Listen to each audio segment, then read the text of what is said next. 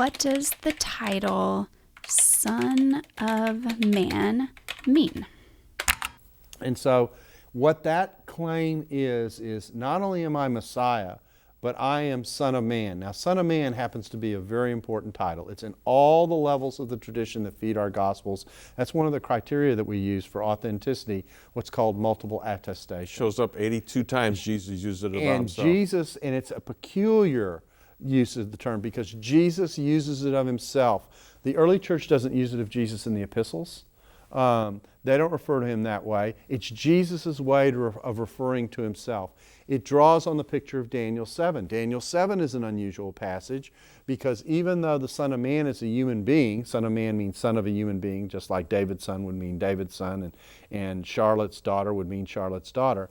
So, but he rides the clouds. Only deity rides the clouds in the Old Testament. So you've got this human being doing stuff that God does. And not only that, he comes and he receives authority from the Ancient of Days and shares in the judgment. So what Jesus is claiming is the right to sit with God in heaven, to share authority, to share responsibility for salvation. He is a vice regent in every sense of that term. And in the Judaism of the time, Second Temple Judaism, God shared his glory with no one. God is one. And so the idea of being able to share your glory with God was a challenging thought.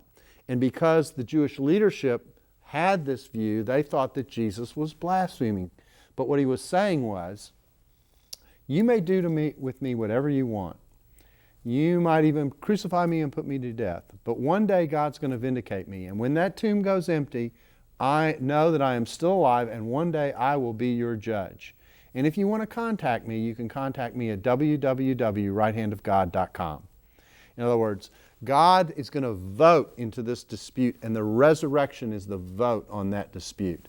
So this is a claim of authority. It's a claim of authority that goes back to Jesus. It's a claim of authority that goes back to Jesus in the midst of his ministry. It tells you about the character of his ministry. It tells you what the disciples believed, and where, at least it's one evidence of where they got it from.